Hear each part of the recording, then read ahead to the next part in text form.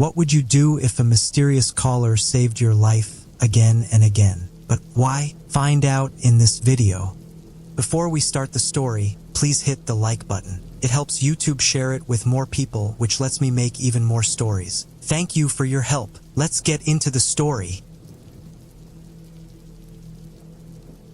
When I got the first one, I was literally seconds away from stepping onto the plane when a call from unknown blared from my cell phone. It was a ringtone I hadn't heard before, one I was pretty sure hadn't come with the phone. Normally, I wouldn't have stopped to answer it, but I was expecting a call about a job I had interviewed for the previous week. I took a deep breath in and accepted the call. Hello? Do not get on the plane. A woman's voice, garbled and strange, as if her vocal cords had been shredded, and she was trying desperately to choke out speech. Despite the unnerving, fractured quality of her voice, her tone was insistent and eerily calm. Then the call ended. I froze. I had always had a slight phobia of air travel, and something about this call just... There's no way I was about to get on a 7-hour flight now. I turned around and headed toward the food court. I'd just get another flight later in the afternoon, I figured. I watched from the airport Starbucks 3 hours later as every TV in the terminal lit up with the crash footage of the plane I should have been on. If you got a mysterious call that saved your life, would you listen or ignore it? Let me know in the comments. No survivors. Not a single one. I tried to trace the call. So did the police. But there was nothing to trace. There was no evidence my phone had ever received a call around that time. They analyzed phone records, incoming and outgoing communication to my phone. Nothing. I wasn't making it up. Couldn't have been. That wasn't the only call. Throughout the years, they were few and far between, but always right. And I always listened. Do not go on that blind date tonight. 5 months later, my would-be date was convicted of killing 4 women, all with my hair color and build. Found them in a shallow grave about 250 feet from the diner he offered to take me to. Do not drive to the concert tonight. 18-wheeler lost control and plowed into a line of cars. Every driver crushed. Every driver killed. In the stretch of freeway I would have been driving down. No matter if I got a new phone, if I moved across the country, the calls would still come. I could almost feel the presence of whatever it was, whatever it is, watching over me. I imagined being at the bottom of the freezing ocean, still strapped into my coach section plane seat, or being in that mass grave across from the diner, or watching an 18-wheeler skidding toward my car, knowing death was imminent, and I get this tightness in my chest. I think about how thin that line was, how close I'd gotten. If I hadn't had a job interview I was waiting to hear back from, I'd have never listened to that first call. And that would be it for me. It always felt like something was coming for me, but there was always this fractured, warped voice, with these calls that never seemed to exist after I heard them. Self-destructing warning signals, rotting away before my eyes. And I was alive. I had a bad feeling about this cruise. I had planned it as a girls' week out with some of my old friends from college, and was looking forward to a week in the tropics in the dead of winter. But part of me could almost sense that the call was coming. Maybe I'd watched Titanic one too many times, but there was a little nagging fear from the start. I hoped it would be fine, but I knew that if something was going to happen, I'd get the call. I'd know. Now, a week before I'm set to go on the cruise, after stepping into my apartment after returning from dinner with a friend, I notice my cell has a message from unknown. They've never had to leave a message before. Haven't checked it all night. Damn it, and I had really wanted to go on that cruise too. Ah well, not worth whatever horrific fate awaited me in that cold, dark ocean. I click play message and feel my stomach drop as I listen to the voice, sounding horrifically distorted, as if it emanates from a throat slashed to ribbons, crackling with more urgency than ever before. I look around my apartment as the voice on the phone repeats the same phrase over and over again. Do not come home after dinner tonight. Do not come home after dinner tonight. Do not come home after dinner tonight. The story credit, Ashley Rose Wellman. It was early Sunday afternoon, and my parents were at church, leaving me home all by myself. They were devout Christians, yet I was not. Sometimes they even tried to get me to go, but it bored me to tears and just was not a believer. So there I was, lying on my bed, laptop resting on my stomach and headphones in my ears. I wasn't doing anything in particular, just browsing some of the new uploads from a few of my favorite sites, basically anything to pass the time. Then I saw a video that stood out to me, LA Beast eating a cactus. That seemed really interesting, but before I could click it, I got a Skype call. It was my friend Nick. "What's going on?" I asked as my standard greeting to all my friends. There was a faint sound in the background that I couldn't help but notice. Kind of sounded like someone was screaming. A woman. What's that noise? Why do you look so calm? Don't you even know what's going on?" He answered, looking jittery. Every few seconds he would take a look to his left towards his door, then immediately in the other direction out his window like he was paranoid. What the hell do you mean?" I implored him. "What's going on?" Now I was starting to get curious, and as much as I hated to admit it at the time, even a little nervous. "Look outside. People are going nuts." I took the headphones out of my ears, and that's when I heard it. Screams coming from outside on the street. My heart beat faster and the adrenaline started to pump through my veins as I slowly got up out of my bed. I removed the headphone jack from my laptop so I could still hear Nick, and I made my way over to the window. Splitting the blinds, all I saw was a blinding light that made my head throb with pain. Taking a few seconds to adjust to the light, I saw it. People running up and down the street in every direction like they were being chased. But it was hard to tell the difference between who was running away and who was in pursuit. "What the hell?" I cursed under my breath. Upon closer inspection of the chaos down below, I could recognize some of the people running. A bunch of my parents' church friends were down there. I'd met them before at birthday parties that my parents would drag me along to. Most of them were pretty nice. Then I saw a man dressed in all black with a tiny white collar around his neck. It was the priest. He had dinner at our home on several occasions, and if it weren't for the fact he was a priest, you wouldn't even know he was religious. We liked the same shows and movies, which is weird because it was tough to imagine a man of the cloth being into the same type of humor that appealed to me. I watched him for a few seconds. His skin seemed paler than usual, with cracks running all along it.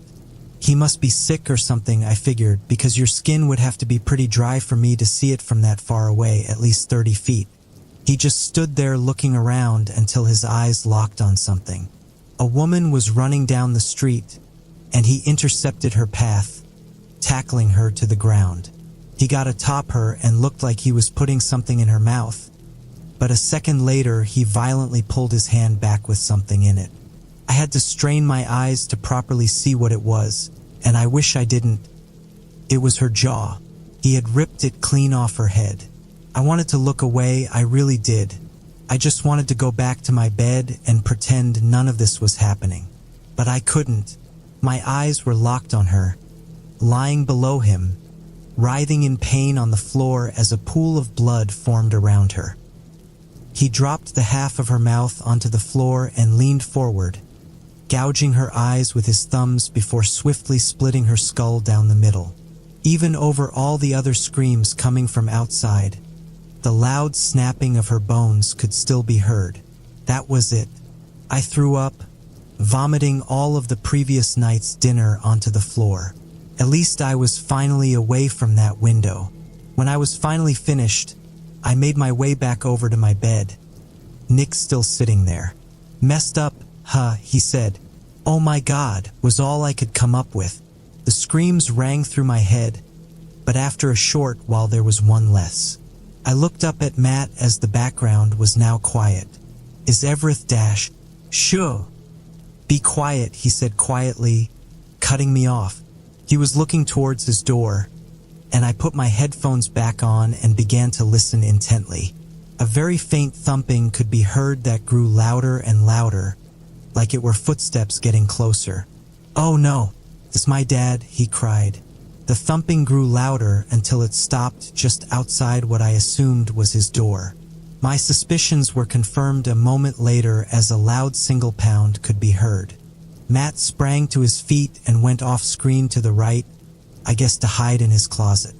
The pounding continued until the door burst open, and his father stepped into the room. I couldn't see him in the frame, just his silhouette on the far wall. He took a few steps into the room. I could see him then. He looked just like the priest, pale and dry with cracked skin. Walking over to Matt's computer, he crouched down and made eye contact with me. A chill went down my spine and I froze up. I couldn't tell if I was looking into his eyes or into a black void. A sadistic smile crept across his chapped lips, causing them to split between the cracks. "Hi," he greeted me. I couldn't really describe his voice. It was just a deep, unearthly sound. What are you?" I'm sure he could hear the fear in my voice. "We are the end," he rasped. After he said those words, he turned his head towards the closet where Matt was hiding. The call closed, leaving me staring at the YouTube homepage. I tried not to think about what happened to my friend, and instead reflected on what the thing had said to me. "We are the end." Those words played over and over again in my head until it finally occurred to me. Years ago, when I was a young boy, my parents made me go to church with them. There isn't much I remember from that, as most of the time I was bored out of my mind, but there was this one time when the priest had spoken about the end of the world that I vaguely remembered. He said that all those who believed in God, their souls would rise up to heaven. Without a soul, a body is just a shell, and a shell is always waiting to be filled by something. My front door opened, and I heard 2 sets of footsteps coming up the stairs. I guessed that my mom and dad were back from church, and for the first time in my life I prayed. "Please, God," I sobbed, "let it be quick." I wouldn't say I'm a narcissist, but I have learned how to appreciate my looks, take care of myself, and keep up my looks. I'm not going to have them forever after all. My friends would agree that I have a habit of always looking at my reflection. I was about 21 when this happened. It was my birthday and my older friends took me out drinking. I had drinks in my teen years, but once I knew I was legal age, my dumbass got drunk. I felt my bladder tighten as I finished another bottle of beer. I groaned at the feeling and excused myself to use the restroom. I stumbled to the bathroom and quickly did what I went there for. As I passed the row of mirrors over the sinks, I frowned as I saw my reflection looking less than neat. I grabbed some paper towels before turning on the water to wash off my ruined makeup. I bent down to splash the cold water onto my face. As I stood straight up, I gasped as I saw my reflection grinning at me before turning and stepping closer to the door. I backed away and rubbed my eyes only to reopen them, seeing my normal reflection. My breathing slowed down as I observed the mirror and I grinned, shaking my head as I left the bathroom, drawing the reflection up to being just my imagination. Later that night, I was cuddled deep into the blankets on my bed as I tried to nurse my headache from my earlier party. I looked over to the mirror on my closet door. At first, all I saw was my reflection, laying down and covered by the blankets. As I started to drift off to sleep, my reflection slowly sat up and walked to the bathroom, which was directly across from the closet mirror. I felt my tiredness seep away as I saw this happen and quickly sat up before running to the bathroom, absolutely psyched out at this point. I sucked in a breath as I flicked on the light, looking around the bathroom until I saw her, my reflection in the mirror again. I covered my mouth to silence my screams. There was a man standing behind my reflection, a knife deep embedded into her throat. I felt hot tears run down my cheeks as I saw this, but my eyes grew wide as I felt breathing on the back of my head and something cold and hard hitting my throat. The story credit, MysticTGOG. There's 3 of them outside, hikers probably. Older maps usually show a route over the motorway behind my house, but there isn't one anymore. I don't mind them usually. They just walk down and then walk back up a few minutes later, and I go and explain the situation to them. I saw these 3 early, so I hoped I could go out and talk to them before they walked down. Save them the trip. They looked like a family, one man walking a little bit in front of 2 women, one just a teenager. The girls were looking at a map while he strode ahead, confident. It was late evening, the sun just barely falling behind the hill. Summer nights like this means the night comes late. I saw them from my window and walked around to my front door quickly. I put my hand on the handle and glanced outside through the glass. Then I stopped. I stopped because so had they. For a moment, I thought they had just stopped walking to check the map or something, but just the glimpse sent a chill through me. Like something was just barely off. Uncanny Valley, right? I looked at them a little closer and saw that they had not just stopped. They had stopped mid-step. The one at the front had their front leg raised in the air, and the other 2 were weirdly balanced forward, a position that would be difficult to maintain. I assumed they had seen me and were doing some sort of performance, like those street performers that look like statues and maintain poses. Then I spotted it, the thing that had made my skin prickle. Their map was stuck. It was somewhere between the adult woman's hand and the floor, midair. It was not touching anything that I could see and was completely still despite the strong breeze.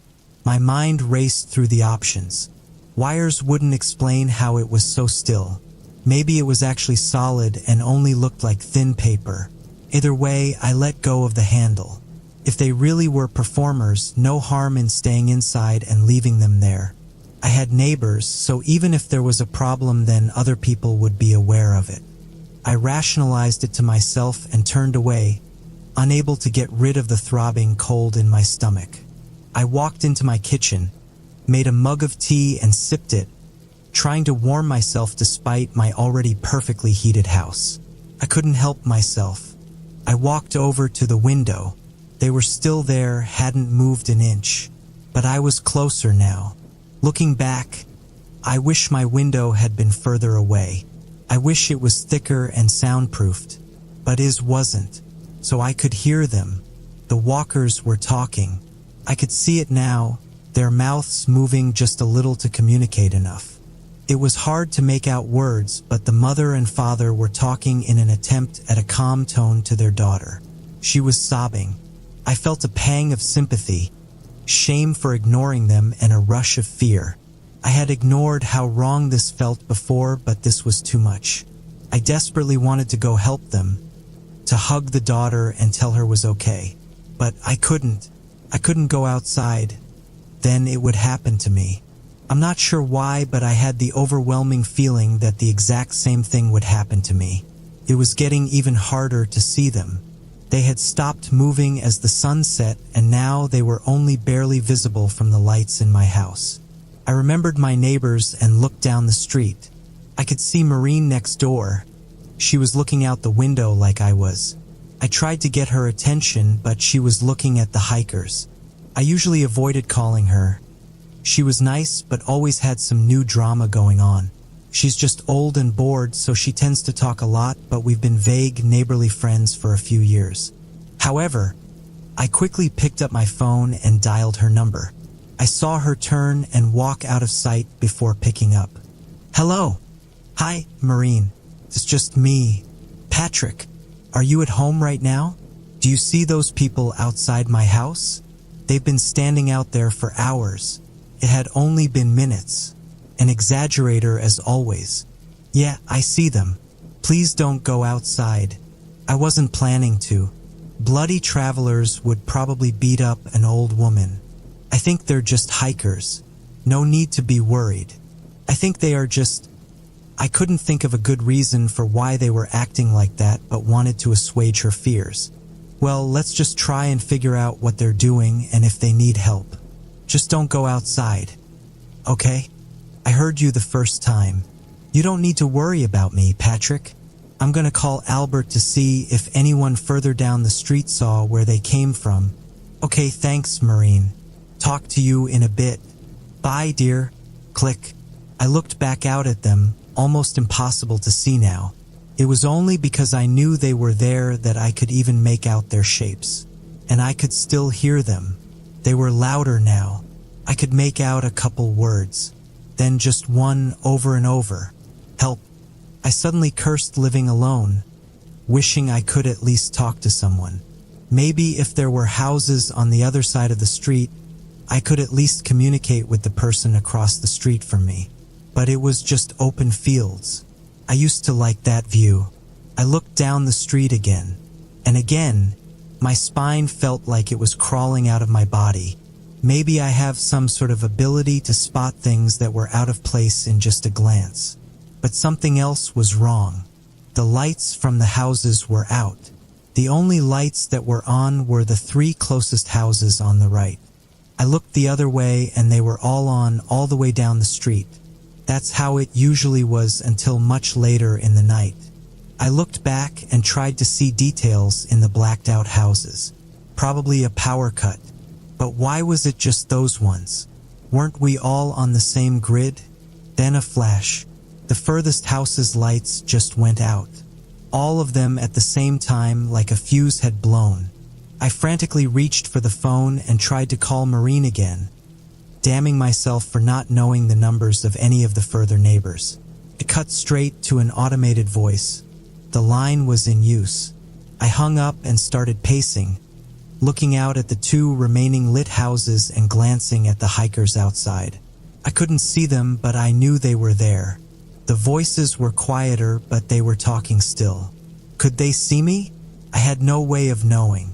It was too late now. I should have tried to talk to them earlier. I let out a shriek as my phone burst into life.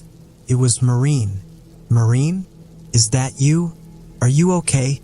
No need to shout. I'm fine. A sigh of relief, cut short as the corner of my vision flashed. The next house had gone dark. It was only Maureen's house lit on the right side. Did you talk to Albert? I tried to keep my voice level. I didn't want to panic her. Maybe it was just a power cut. He picked up, but then started talking nonsense. He said his arthritis was acting up worse than usual. He couldn't move. Something about a power cut. He wanted me to call an ambulance, but you know how Albert is. Hypochondriac. I think we should go check on him and dash. Her lights went out. Maureen? Maureen, are you still there? I could hear her breathing. Patrick, something's wrong. I can't turn around. It's okay, Maureen. Just a power cut. You're just scared. There's something scratching. What? My voice sounded like a child who just heard the monster under their bed talk. On my door. That's just your cat. The door is open dash. Then she screamed. I pulled the receiver away from my ear as the loud, piercing shriek filled the air. I could hear it from the phone and from the house directly. Maureen? I sounded distant from myself. Click. I'm not sure if I hung up or she did. I looked out my window trying to see the hikers. They were quiet now. They probably heard it too. I felt like I was in a daze. I stumbled over to my sofa and sat stiffly. My laptop was open next to me, half-finished work on the glowing screen. I deleted it and started typing. I'm not sure why. No one saw this coming. Maybe I could warn someone. I typed frantically, fingers moving faster than in all the work I had ever done. Then a flash and my lights went out. The only light was the glow of the screen. My fingers could still move, but I couldn't stand up. I could talk. I know because I screamed. I dare not make any sound now. My laptop is still plugged in and getting power. This isn't a power cut. I haven't heard the hikers since the scream. I hope they're okay. The only thing I can hear is the clicking of the keys and the scratching at my door. The story credit. Paddy Barrett.